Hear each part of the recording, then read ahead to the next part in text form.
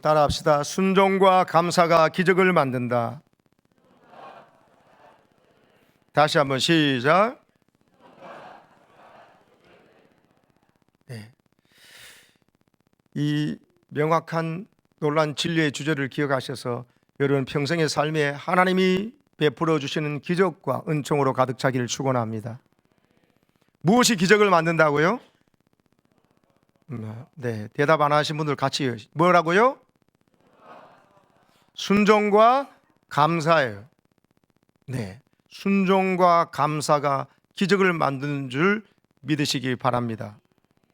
1965년이었습니다. 그때 이 프랑스에 이 마르땡 듀량이라는 변호사가 있습니다. 그런데 이분이 이웃집에 고급 아파트에 이 잔 칼만이라는 할머니가 살고 계시는 걸 봅니다. 근데 고급 아파트에 이 할머니 가만 보니까 혼자 사시는 거예요. 명절 때나 뭐 어떨 때도 뭐 자식도 안 찾아온 것 같고 보니까 이 할머니가 혼자예요. 근데 이 할머니가 그 고급 아파트에 혼자 사시는 걸 보고 이 변호사가 생각했습니다. 할머니 다른 수입도 별로 없는 것 같고 고급 아파트에 사시는데 제가 매달 $500를 드릴게요. 그러니까는 이거 가지고 맛있는 거 드시고 이렇게 하시면서, 그리고는 할머니 돌아가시면 이 보니까 자녀들도 다 안 계시니까 그럼 할머니 그 아파트를 제게 주세요라고 했습니다. 근데 할머니도 가만 생각해 보니까는 안 그래도 적적한데 옆에 변호사가 꼭 아들처럼 와서 이렇게 말동무도 되어드리고 음식도 다 드리고 그러면서 매달 $500를 준다 하니까 1965년도니까요. 괜찮잖아요. 그리고 자기 죽고 난 다음에 어차피 뭐 자식도 없는데 물려줄. 그러니까 이게 좋은 계산이라고 생각해가지고 할머니가 그렇게 하겠다고 약속을 합니다. 그때 변호사는 미안합니다. 속된 말로 땡 잡았다 이렇게 생각했습니다. 그때 변호사 이 마르땡 듀랑 변호사가 47살이었습니다. 그때 할머니가 90살이었어요. 그러니까 누구든지 생각하기로 이 변호사만 아니라 이제 할머니가 90이시니까 이제 얼마 안 있다가 돌아가셨구나 생각하고, 변호사는 자기가 47이기 때문에 앞으로 살 날이 창창하잖아요. 그래가지고 여러분 계약을 맺었습니다. 그런데요 10년 지나고 20년 지나고 30년이 지났을 때 변호사 나이가 77입니다. 그때 할머니 나이가 120세였어요. 할머니가 안 돌아가신 거예요. 그리고 변호사가 77일 때 그때 변호사가 먼저 죽었어요. 그리고 할머니는 2년 더 사시다가 122세에 돌아가셨어요. 지금 저 사진은요 2년 전에 120세 때 생일날 찍은 사진이에요.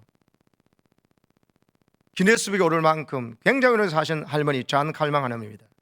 결국 어떻게 됐냐, 듀랑 변호사가 매달 $500 드렸잖아요. 먼저 돌아가 버렸으니까는 그 계약은 있으니까 자녀들이 남은 2년 동안 꼬박꼬박 다 할머니께 드리고 난 다음에 그 집을 돌아가셨나 물려받았습니다. 그러면 거의 제값 주고 다 샀다고 할 수 있습니다. 여러분 수학은 공식대로 풀리지만요 인생은 하나님이 풀어주셔야 풀립니다. 내가 계산하는 건 맞아요. 남들도 인정해요. 근데 그릇대로 풀리는 게 아니라니까요. 90 할머니가 122세까지 살 줄, 자기가 죽을 때 할머니 오히려 살아계실 줄 누가 알았겠어요.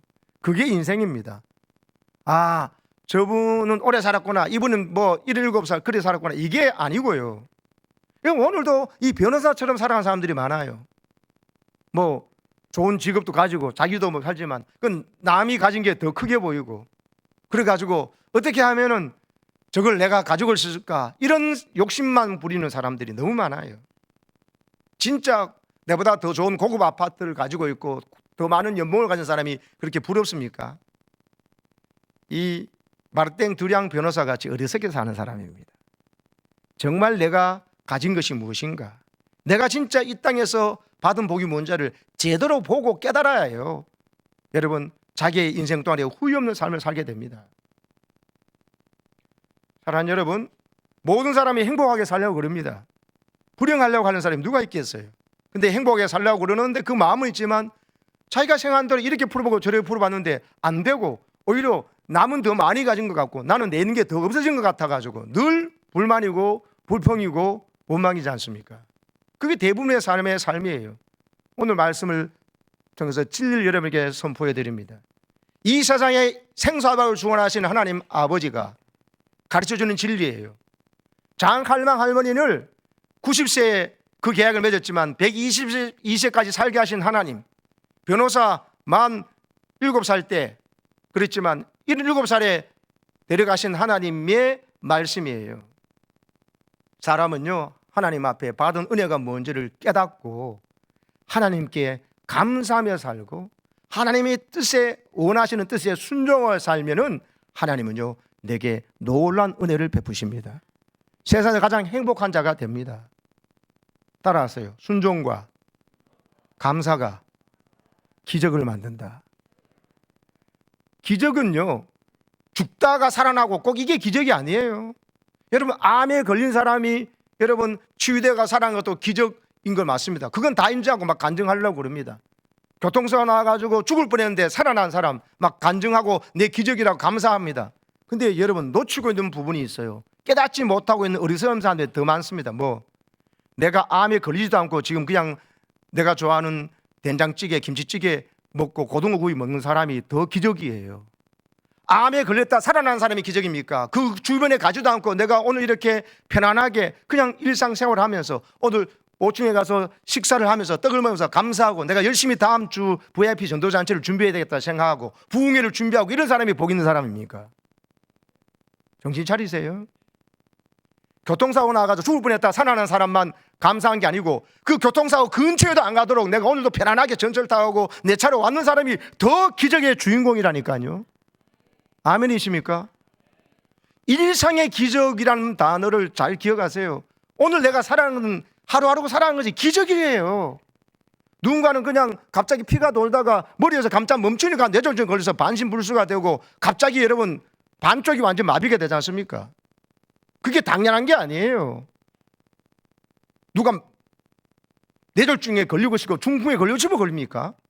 그러니까 여러분 내가 지금 그냥 말을 하고 내가 여기서 오늘 찬양을 드릴 수 있고 성가대에 선다 그리고 내가 하나님께 예배 드리러 나왔다 이것이요 내가 이 세상에서 많은 사람이 그토록 누르고 싶어하는 그 자유와 또 누군가가 성경을 번역해가지고 목숨 걸고 와서 누굴 전해줬기 때문에 누군가는 피 흘려 숨겨있기 때문에 그 복을 지금 오늘 우리가 120년 40년 뒤에 내가 받고 있다는 사실을 기억하시기 바랍니다.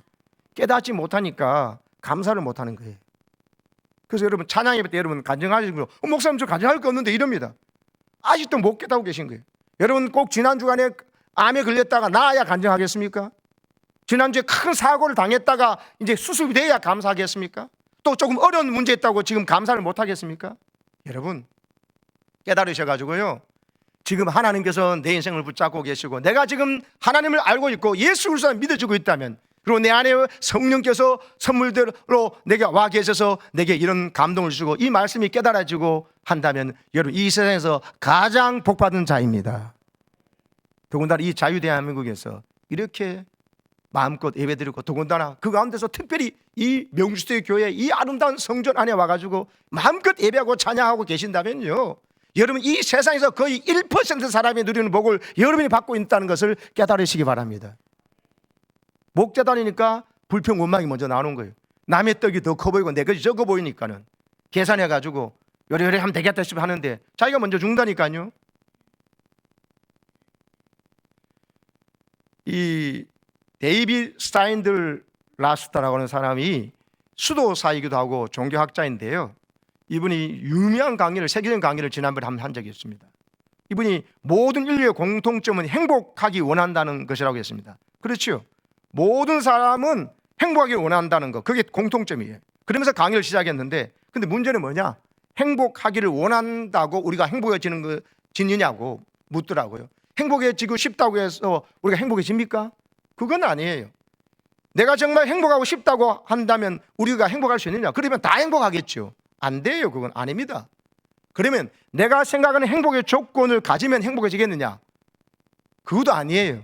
내가 생각하는 그 행복의 조건 그거를 이루어지더라도 이루어지는 순간에 잠깐 행복한데 그 다음에 또 다른 것이 보여요. 더 많은 것을 갈망하면서 저거 있으면 좋겠는데 좀 더 저거 있으면 좋겠는데 하면서 행복의 자기가 생각하는 조건이 이루어지는 그 순간에 또 다른 행복의 조건이 또 보여가지고 우리는 행복하지 않습니다. 그래서 아까 그 두량 변호사도 옆집 할머니 고급 아파트가 있어야 행복하다고 생각했던 것이에요. 여러분, 데이비드 스타인들은 이렇게 말합니다. 행복하기를 원한다면 지금 감사하시라고. 왜냐하면 감사가 오늘 나를 행복하게 만들고 남은 삶도 풍성한 길로 풍족한 길로 인도하는 것은 감사라고 하면서 강의를 마쳤어요. 따라합시다. 행복하기 원한다면 감사하십시오. 지금 하나님께 감사한 것을 고백하고 감사를 느낄 때 행복한 것이고요. 그리고 오늘의 감사, 지난날에 있는 걸 불만이야 지난날도 해석해서 하나님 다 오늘 이런 감사를 주시려고 했구나. 오히려 과거 그것 때문에 지금 감사하라고 하면은 하나님은 내일도 미래도 감사할 것들을 더 준비하고 계십니다. 여러분, 오늘 시편 50편 23절을 먼저 한번 읽어보겠습니다. 감사로 제사를 드리는 자가 나를 영화롭게 한다고 했습니다. 따라합시다. 감사로 제사를 드리는 자가 하나님을 영화롭게 한다고 했거든요. 감사로 제사를 드리는 자가 누구냐 하면 행위를 옳게 하는 자예요. 히브리 말은요, 한 줄 이렇게 대꾸가 돼요. 대꾸가. 감사로 제사를 드리는 자가 하나님 앞에 올바른 행위를 하는 자라는 거예요. 그래서 여러분, 하나님께 감사하는 자는 하나님께 올바른 행동을 하는 자입니다. 그 사람에게 하나님께서는 구원을 베풀어 주십니다. 저 구원은 우리의 육체의 질병으로부터 건진받는 것도 말하거니와 우리의 영혼도 구원시켜 주시고 아무리 많은 돈으로도 씻을 수 없는 죄와 우리 허물과 모든 나쁜 것들을 하나님께서 건져 주시는 이 기적을 말하는 것입니다. 감사로 하나님 앞에 예배 드리시기를 바랍니다. 여러분, 예배 드리는 것 하나님께 감사하는 거예요. 구원의 은혜를 감사합니다. 여기까지 인도하신 걸 감사합니다. 하나님께 찬송 드리고 또 하나님께 기도로 감사하고 헌물로 헌금으로 하나님께 감사를 표현하는 거예요. 예배는 감사하는 거예요. 그래서 예배가 왜 중요하면 하나님 앞에 저렇게 살려주고 은혜를 줘도 감사할 줄 모르면, 예배 드릴 줄 모르면, 하나님께 감사하도 예배 드릴 줄 모르면 그 사람은 여러분 가장 어리석은 자입니다. 감사함으로 하나님을 예배하고 또 내 모든 삶의 흔적이 순간순간이 하나님의 기적 속에 채워졌다는 것을 깨닫고 감사함으로 여러분 마음속과 입술에서 불평과 원망은 가까이 오지 못하게 하시기를 축복합니다. 오늘 성경 이야기가 뭡니까? 예수님 당시에 2000년 전에 소위 말하는 한센스 병이죠. 옛날에는 문둥병이라고 했죠. 좀 모욕적인 말이니까 나병으로 고쳐서 버리죠. 한센시 병입니다. 의학적으로 말하면. 여러분, 나병에 걸리면은 사람이 감각이 없어져 버립니다. 살이 썩어져 가는데도 통증을 못 느끼죠. 그래서 살이 떨어져 나가고 코리가 떨어져 나가고 막 팔이 떨어져 나가고 발가락이 다 떨어져 나간데도 모르지 않습니까? 막 살이 썩어오는 그 냄새, 그거는 진짜 너무 힘든 거죠. 그래서 가족들도 옮겨질까 싶어서 가족들과도 함께 못 살아요. 완전히 동네 격리된 곳에 그 지금은 구례에서 있습니다. 또요, 울범에서도 나병 환자 걸린 사람과 접촉하면 부정하다 해서 사람들에게 가까이 오면 나는 부정하다 소리를 쳐야 됩니다. 안 그러면 돌로 맞아 죽습니다. 이런 불쌍한 사람 10명이 예수님 지나가는 소식을 듣고 예수님 우리를 불쌍히 여겨서 합니다. 정말 불쌍히 여김 받지 않고는 살 수가 없는 자들입니다. 가족하고도 결혼을 해가지고 부부가 자식이 있다라도 못 삽니다. 모든 사람이 자기를 천벌받았다고 생각하고 자기도 그렇게 생각했습니다. 그런데 예수님 앞에 불쌍히 여겨달라고 외치니까, 믿음으로 외치니까 주님께서는 이런 사람들 살리러 오셨거든요. 자기 스스로 저주받았다 생각하고 천벌받았다고 생각하는데 그 모든 뿌리의 원인은 근본적으로 죄지요. 그 죄를 예수님은 다 짊어지시고 누명을 덮어치지 다 자원해서 여러분과 저희 모든 죄를 뒤집어 쓰시고 짊어지시고 그 죄값을 치르시러 오셨기 때문에 이 10명의 나병 환자들에게 말씀하셨습니다. 그들을 고쳐주시려고. 어떻게 했냐? 14절을 보시기 바랍니다. 보시고 이르시되, 시작, 가서 제사장들에게 너희 몸을 보이라 하셨더니 그들이 가다가 깨끗함을 받은지라. 아멘. 너무 놀라운 말씀인데 이게 주목하셔야 돼요. 예수님 뭐라고 하셨습니까? 그들에게 제사장들에게 가가지고 너희 몸을 보이라 하셨습니다. 제사장들이 왜 갔냐? 율법에 보면 문둥병이 나으면 제사장 데려가가지고 제가 나았습니다 하면서 확인을 받도록 되어 있어요. 그때 나병이 다 떠난 줄 확인이 되면 제사장들이 이 사람이 나병에서 깨끗해졌다고 선포해주고 이 사람은 가족에게로 들어갈 수가 있고 생활이 가능했던 겁니다. 근데 지금 예수님께서 지금 먼저 고쳐주셨어요? 아니면 가서 제사장께 너희들 몸을 보이라고 명령을 하셨어요? 명령을 하셨어요. 지금 고쳐준 게 아니에요. 제사장들에 가서 몸을 보이라는 말은 그러면 제사장들에 가서 낫지도 않았는데 보여달라는 말은 아닌 줄 이 사람들이 말씀을 들었게 알고 있습니다. 그 말은 네가 내 말에 순종해서 믿고 순종해서 가봐라. 제사장 가서 몸을 보이라면 그러면 가는 중에 네가 낫게 될 것이라는 것이 갈로 열고 갈로 닫고 거기 있는 거예요. 근데 이 10명의 나병 환자들이요 믿음으로 순종했습니다. 따라서 그들이 가다가 깨끗함을 받은지라. 뭐 하다가요? 가다가. 지금 나았어요? 지금 문둥이 있어요? 문둥이 있다니까요. 있는데 순종해서 예수님 말씀에 가서 제사장들에 보이라 그러니까 순종하여 가다가 보니까 깨끗함을 받은 거예요. 믿음으로 순종이 먼저입니다. 그 다음에 치유의 기적이 일어납니다. 믿음 없으면 순종 못합니다. 예수님이 답을 가르쳐줘도 그렇게 상식적으로 말하겠죠. 제사장들에 가서 보이라고요. 돌 맞아 죽으라고요. 가던 사람들 앞에 사람에게도요. 낫게 해주시고 가라 그러셔야지. 그건 내 생각이에요. 예수님이 나를 불쌍히 여겨서 그런 말씀하신다면 다 이유가 있어 말씀하시는 생각하고 아직 문제가 풀렸지 않았지만 내 요구사항이 들어지지 않았지만 주님께서 뭔가 내게 말씀하신다면 그 말씀에 순종하면 기적이 날 줄 믿고 순종하시기 바랍니다. 그러면 뭐예요? 기적이 일어납니다. 그래서 가다가 나은지라. 가다가 보니까 나은 걸 안 거예요. 순종하다가. 하나님께서 여러분 어떤 말씀 하든지 순종하시기를 바랍니다. 그러면 기적이 납니다. 감사하다는 것도 똑같아요. 감사라도 하나님께서 우리에게 순종하라는 것입니다. 이거 해결돼요? 감사하지? 아니, 먼저 감사부터 해보라는 거예요. 감사를 순종하면 순종하다가 나은 줄 알게 되고 순종하다가 해결된 줄 아는 역사가 나타날 줄 믿습니다. 그래서 순종과 감사가 기적을 만드는 거예요. 가장 큰 순종이 뭐냐? 감사예요. 하나님이 예배 들어오는 것은 하나님께 감사로 오는 거거든요. 물론 어떤 사람들은 하나님 오늘 내가 예배 드리니까 이거 해결해 주시라고 하는 게 거래하러 오는 사람들이 있습니다. 그건 믿음이 전혀 없는 건 아니지만 그건 성숙한 믿음은 아닙니다. 이미 내가 하나님께 감사할 수밖에 없고 예배 드릴 수밖에 없는 감사 이유 기적의 조건들이 너무 많다는 걸 깨닫고 지금 내가 죽더라도 하나님 감사합니다. 내가 왜 하나님을 아버지라 부르고 예수님이 내 신랑 되셨고 성령님이 내 안에 와 계시니까 이런 좋은 교회 안에서 이 진리 말씀을 듣고 살게 해주시니 감사합니다는 마음을 가지고 하나님 앞에 나와 예배하고 기도하시기 바랍니다. 달라만 기도만 달러값만 올라가요. 그러지 말고 하나님 주신 거 감사합니다. 감사합니다를 먼저 하세요. 받은 기적을 저는 항상 생각합니다. 내가 북한에 태어났더라면 내가 태어나보니까 북한인 거 어떡합니까? 태어나보니까 이슬람 국가였다면 내가 어떻게 됐을까? IS 대원이 됐을까? 모두 다 할 수 없어요.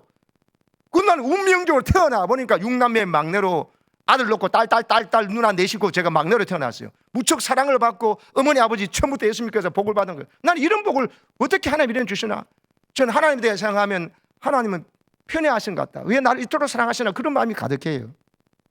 근데 그렇지 않더라도 어떤 사람은 마지로 태어나고 둘째로 태어나고 뭐 여러 가지 있더라도 여러분 불신집안에 집안에 태어났다 할지라도 오늘 이 자리에서 이 말씀을 듣고 있는 여러분은요 하나님의 기가 막힌 은혜 때문에 그런 불신 부모나 또 주위에 믿는 사람이 없는데도 내가 이 자리에 와서 이 진리의 말씀을 함께 듣고 있다면 여러분 인생에서 가장 복받은 자입니다. 믿으십니까? 이슬람 국가에 태어나지 않고 불교 국가에 태어나지 않고 원불교 국가에 태어나지 않고 저 힌두교 국가 인도에 태어나지 않고 북한의 저 무서운 저 예수 믿을 자유도 없고 말도 못하는 그곳에 태어나지 않은 것은 얼마나 감사한 일입니까? 이걸 감사하면서 이 감사를 가지고 하나님 앞에 이 진리 은혜를 모르는 사람들에게 어디든지 그리스도를 전하겠는데 집중하시기를 축복합니다. 데살로니가전서 5장 16절에서 18절 같이 읽겠습니다. 하나님의 우리를 향한 분명한 뜻, 하나님 뜻이 뭔지를 모르겠다는 사람들이 있더라고요. 여러분 하나님 뜻 헷갈리는 뜻은 몰라도 돼요. 제일 중요하고 확실한 뜻을 순종하시면 희미한 것은 다 밝혀지게 돼 있어요. 이거부터 안 하면서 하나님 뜻을 다른 걸 알려고 하면 안 돼요. 하나님 뜻이 뭡니까? 시작. 항상 기뻐하라. 쉬지 말고 기도하라. 범사에 감사하라. 이것이 그리스도 예수 안에서 너희를 향하신 하나님의 뜻이니라. 아멘. 하나님 뜻이 뭔지 모르겠습니까? 너무 분명하잖아요. 항상 기뻐하라니까. 너는 네가 기뻐한 일만 기뻐하고 네가 기뻐하지 않는 일만 막 근심 걱정 오만상해가지고 신앙이 있는 사람이 없는지 구분이 안 되잖아. 그래서 막 불평하고 원망하고 또 함께 험담하고 뒷담하고 그 전문가가 되죠. 그러면 안 된다니까요. 항상 기뻐하라. 지금 기뻐할 일 없더라도 기뻐하라 그러잖아요. 왜? 그러면 그걸 보시고 기뻐하는 중에 하나님께서 더 기뻐할 일을 준비하셔서 허락하시기 때문인 겁니다. 믿음으로 기뻐하셔야 돼요. 감정 따라 기분 따라 기뻐하는 것은 성경대로 하는 게 아니에요. 항상 기뻐하라. 쉬지 말고 기도하라. 그렇게 쉬지 않고 기도하면은 더 기쁜 일이 생기고 더 감사한 일이 생길 수밖에 없다니까요. 항상 기도도 안 해. 쉬지 말고 기도도 안 해. 만날 텔레비만 보고 만날 유튜브만 보고 쇼츠만 보고 세상 친구들을 만난대요. 어떻게 하나님 뜻을 순종할 수 있겠어요? 근데 모든 일에 저렇게 기뻐하고 쉬지 말고 기도하면 범사의 감사가 쉬워집니다. 추수감사할 때만 감사하는 게 아니고 부활절 때만 감사하는 게, 성탄절 때만 감사하는 게 아니라 범사에 감사하니까 감사하는 중에 하나님께서 그에게 낫게 해주시고 치유하게 해주시고 회복시켜 주시고 능력 있게 세워주십니다. 우리를 하나님 뜻이 뭐라고요? 범사에 감사하는 거예요. 그러기 위해서 여러분 쉬지 말고 기도하고 무슨 감정에 휘말리지 마시고 항상 기뻐하고 감정이 아니라 의지를 가지고 기뻐하세요. 그러면 하나님께서 기뻐하는 대로 순종하는 대로 응답해 주십니다. 여러분 가다가 깨끗함을 받았어요. 가다가 보니까 진짜 깨끗함을 받으니까 예수님 말대로 제사장에 가가지고 몸을 보이란 말이 그때서야 아하 이게 깨달아지는 거예요. 이 아하 포인트까지 못 가는 사람이 많습니다. 좀 낫게는 해주고 가세요. 지금 이러 가다가 사람들한테 돌 맞아 죽는데 예수님이 율법도 잘 모르시나? 내 수준의 수준으로 예수님 말씀을 평가하지 말라니까요. 지금 낫지도 않았지만 가서 제사장에 보이라 그러면 주님께서 다 뜻이서 그러겠지. 그러면 가다가 낫겠구나 하는 생각으로 오늘 말씀을 비밀을 안 쓰면 생각하시길 바랍니다. 기뻐하라고 쉬지 말고 기도하고 범사에 감사하는 게 아직 기도가 응답이 안 됐고 아직 기뻐할 만한 일이 없고 감사할 만한 일이 없다 할지라도 믿음으로 감사하시라니까요. 그러면 깨달아져 가지고 진짜 감사하는 마음이 드는 순간에 질병도 낫고 문제도 해결되고 할렐루야. 이게 모르는 사람은 문제 해결만 되면요 하나님 그렇게 매달리다가 문제 딱 해결되면 그 순간에 싹 안면 무시합니다. 하나님께 막 매달려서 새벽 기도하고 작전 기도하고 딱 안 해버려요. 오히려 더 기도하고 더 하는 게 나가야 될 텐데. 그래서 문제 해결을 목적으로 삼으시면 안 됩니다. 하나님 앞에 하나님과 더 관계가 좋아져 가지고 무슨 말씀을 하는지 하나님 말씀이 믿어지고 하나님 말씀에 순종하고 싶은 마음이 열망이 가득한 그 하나님과 친밀함이 여러분의 신앙생활의 목적이 되시기를 축복합니다. 그 사람을 건드릴 자가 없어요.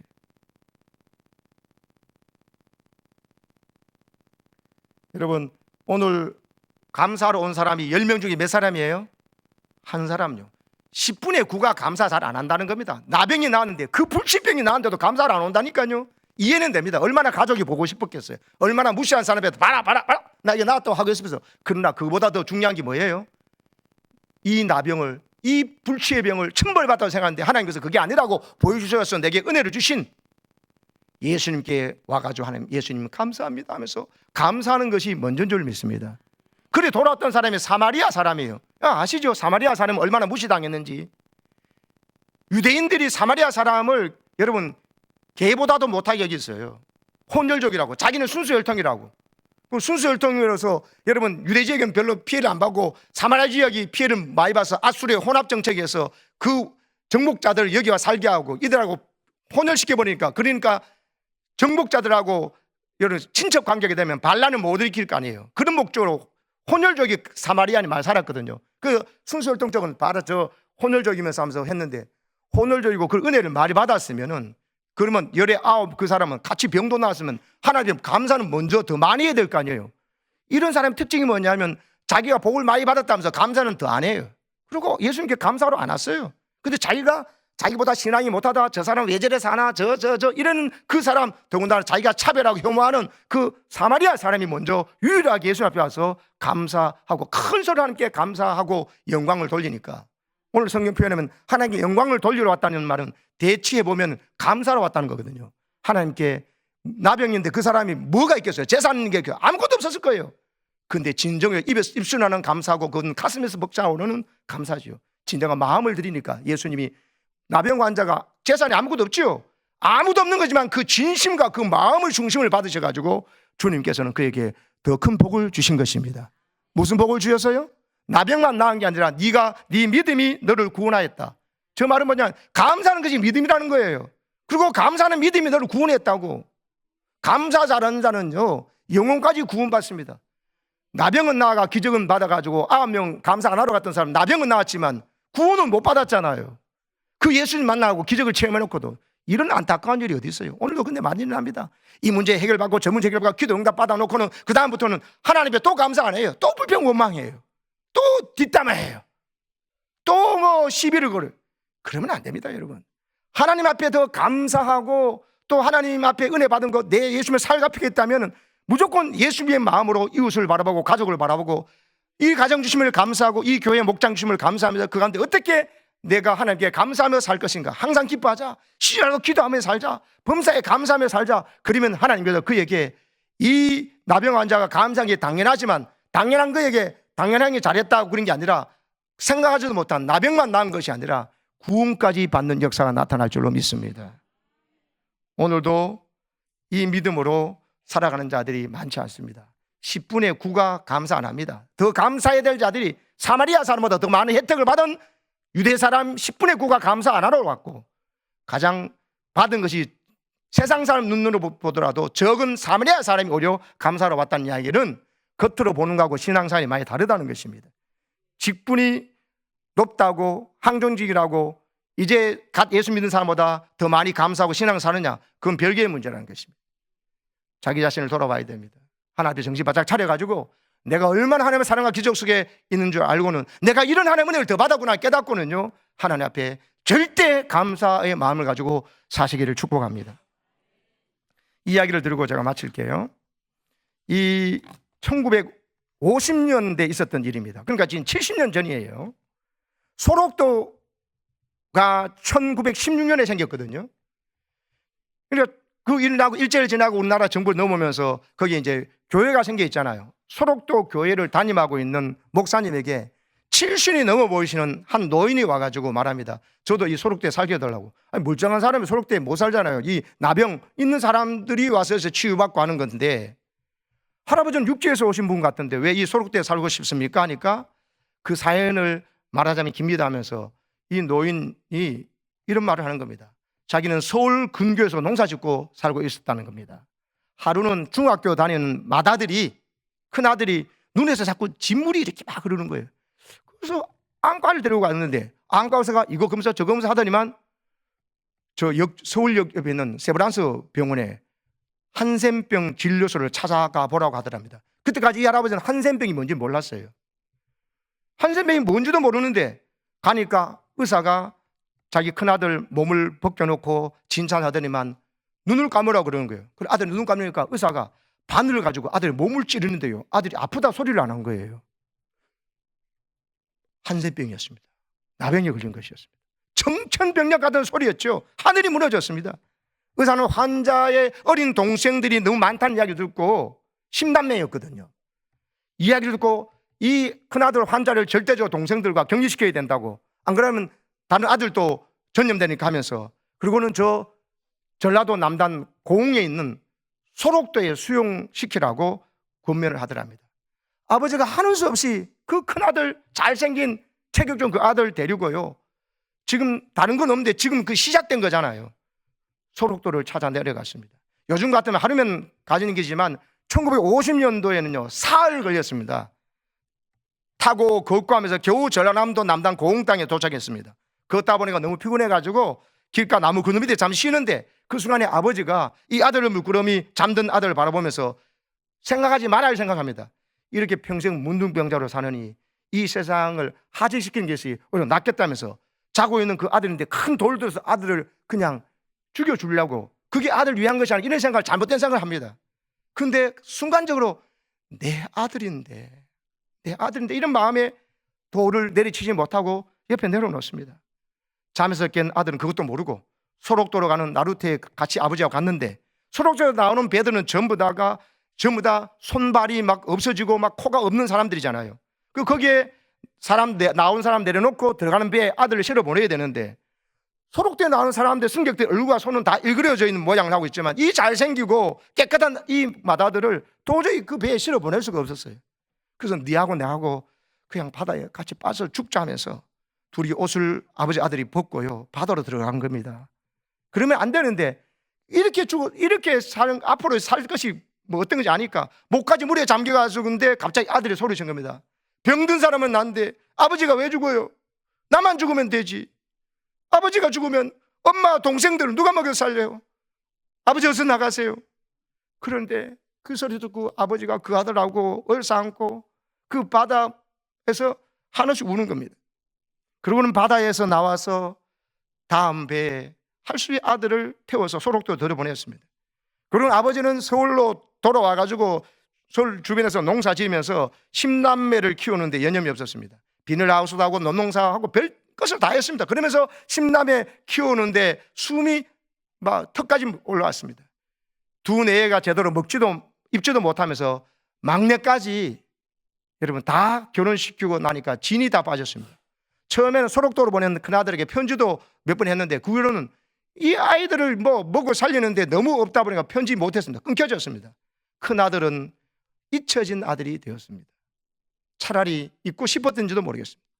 아이들 다 시집 장가 보내고 고생해온 아내와 이제 좀 편히 쉬려고 하는데 그때 여러분 아내가 암에 걸려버렸네요. 아내가 암에 걸린 후 얼마 안 돼가지고 죽어버렸습니다. 그리고는 서울에 사는 둘째 아들이 매일같이 졸라대었습니다. 아버지 땅 파세요, 땅 파세요. 아버지가 직접 농사 짓기에 너무 이미 늙으셨잖아요.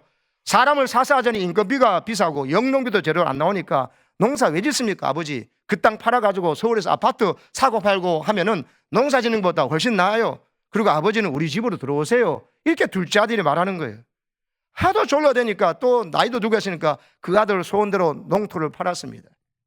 서울의 아들 집에 들어와서 사니까 일하지 않아서 좋고 대접도 융성이 좋았는데 아들은 아버지의 땅 판 돈으로 아파트 장사를 했거든요. 2달 지나니까 며느리 얼굴이 점점 불편해 보였습니다. 한 번은 아들이 말합니다. 아버지 저만 아들입니까? 둘째 저 말고 셋째 넷째도 다니시고 딸네 집도 휙 한번 다녀오세요. 그랬습니다. 그러니까 셋째 집으로 갔어요. 2달 동안 셋째 집에 지내니까 또 얼마 아니니까 며느리 얼굴이 편치 않아 보였습니다. 넷째 집으로 갔는데 넷째는 가난해가지고 방 2개짜리 전세 살고 있었거든요. 아이들을 부모 방으로 몰고 아이들의 방을 아버지께 내드리는 것이었습니다. 그날 밤늦게 돌아온 넷째 아들이 큰형, 둘째 큰형한테 전화를 가지고 형제간에 대판 싸움을 하는 것을 듣습니다. 아버지가.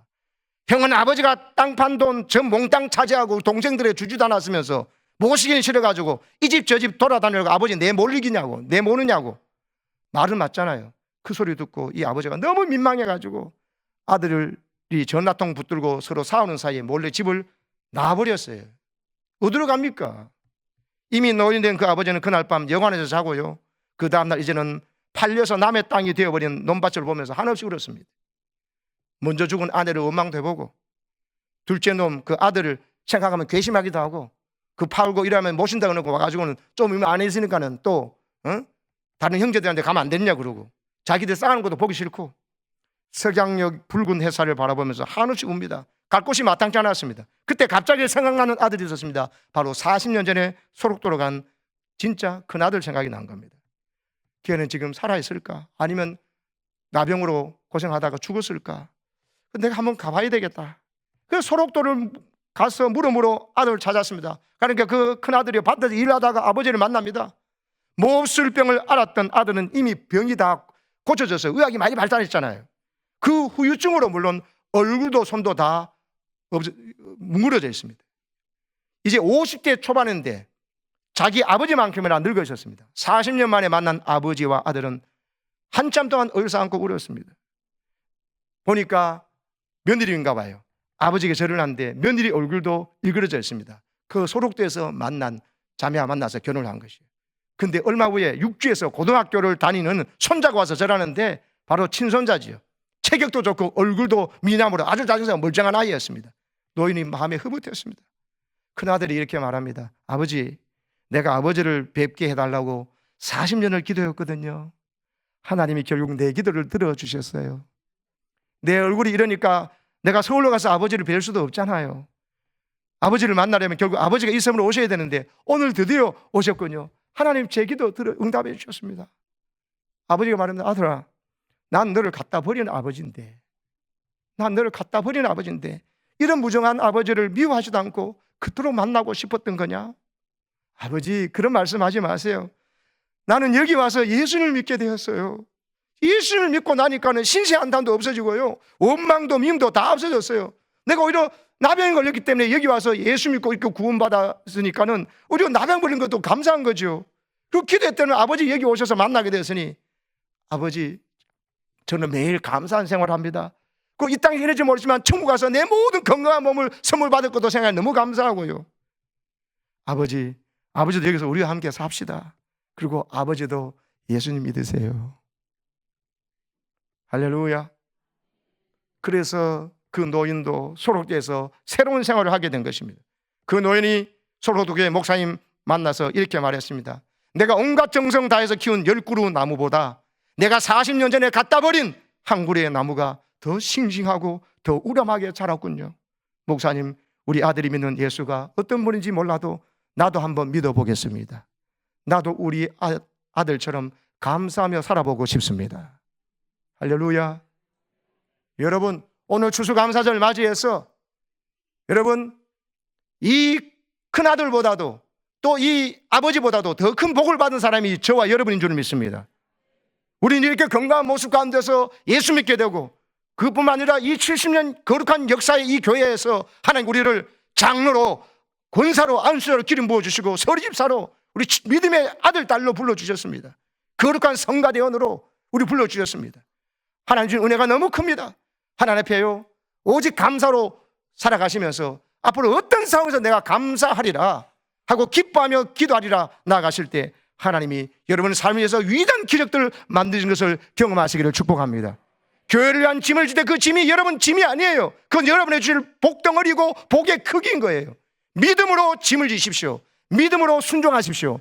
믿음으로 하나님께 순종하면 순종하여 가다가 낫고 치유되고 채워지는 것을 경험하게 될 줄로 믿습니다.